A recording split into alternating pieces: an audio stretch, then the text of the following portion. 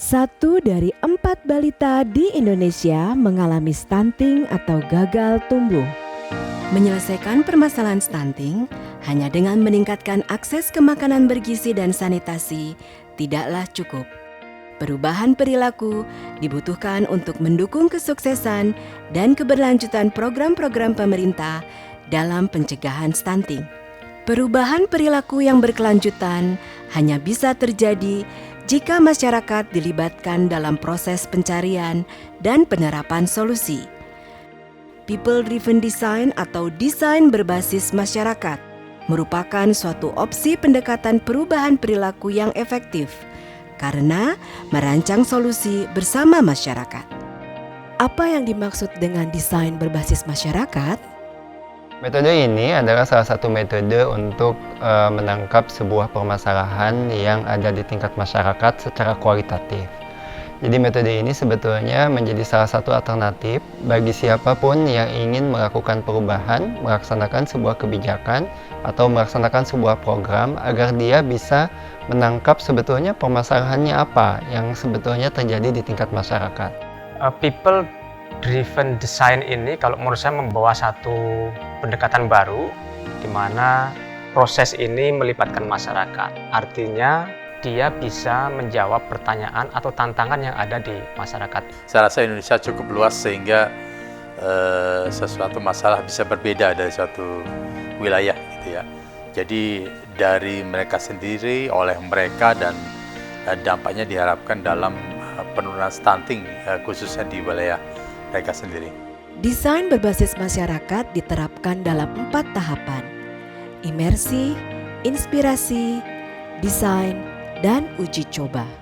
Tahapan imersi dilakukan untuk membangun empati dan pembelajaran.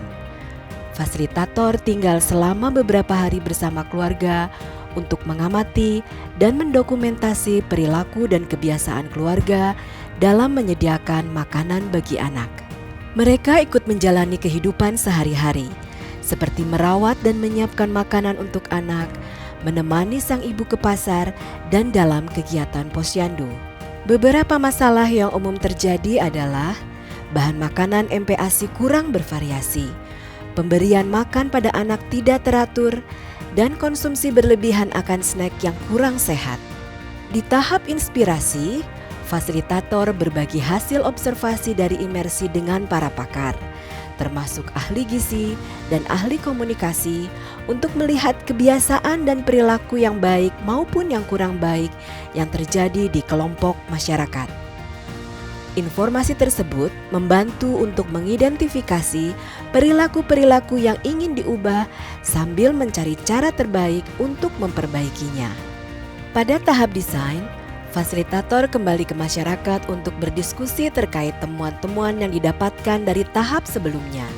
Dengan bimbingan fasilitator, setiap komunitas berpartisipasi secara aktif dalam diskusi tersebut, menentukan perilaku kurang baik yang menjadi prioritas untuk ditangani, serta mencari solusi secara bersama.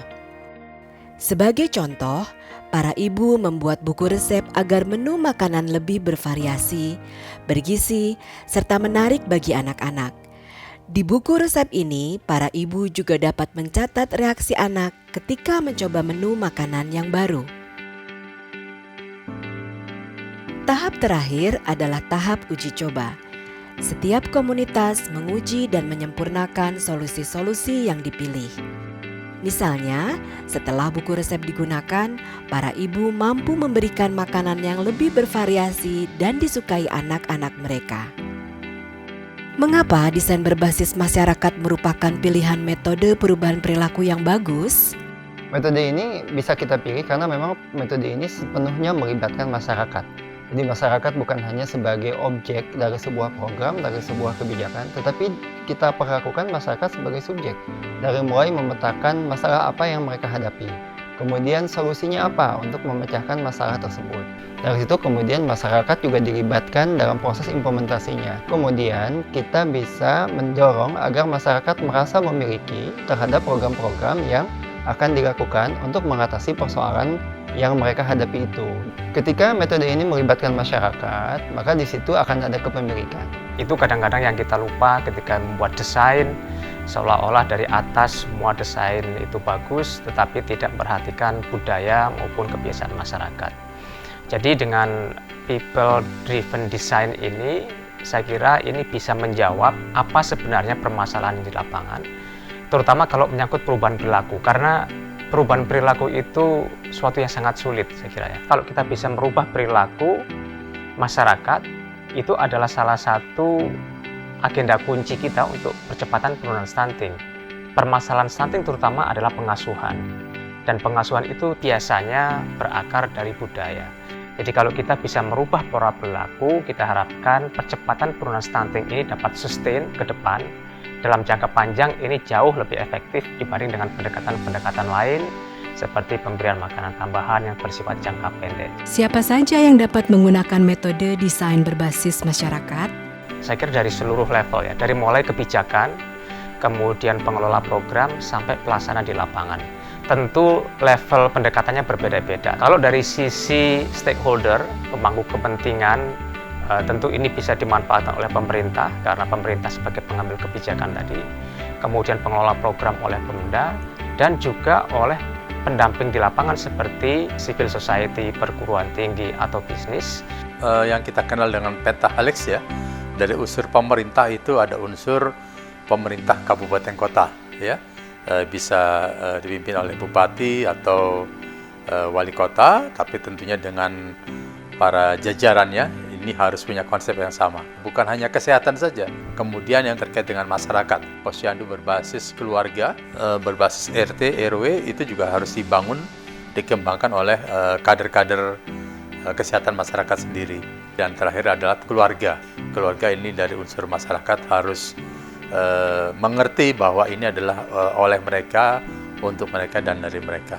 Jadi dampaknya saya rasa adalah masyarakat secara keseluruhan. Bagaimana metode desain berbasis masyarakat digunakan?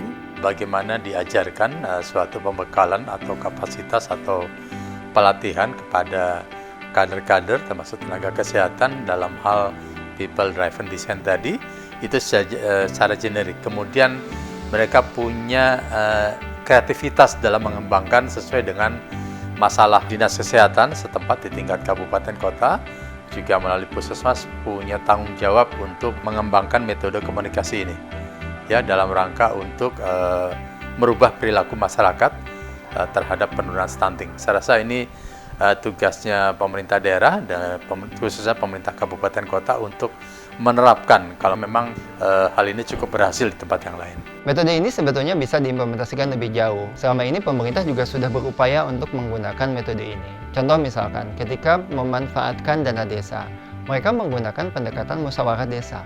Musyawarah desa sebetulnya kan bagaimana melibatkan masyarakat desa untuk mengidentifikasi masalah, mengidentifikasi solusinya bersama-sama dengan masyarakat. Nah dari situ kita bisa replikasi proses-proses yang ada di dalam pendekatan ini dalam musyawarah desa. Menggunakan desain berbasis masyarakat adalah solusi yang efektif untuk perubahan perilaku yang berkelanjutan. Dengan mengajak seluruh unsur masyarakat dan melibatkan akademisi, kader, serta tenaga kesehatan untuk turut berperan aktif dalam proses perubahan perilaku di komunitas mereka sendiri. Pemerintah daerah dapat memastikan terjadinya percepatan penurunan angka stunting. Seperti apa kondisi stunting di kabupaten atau kota Anda?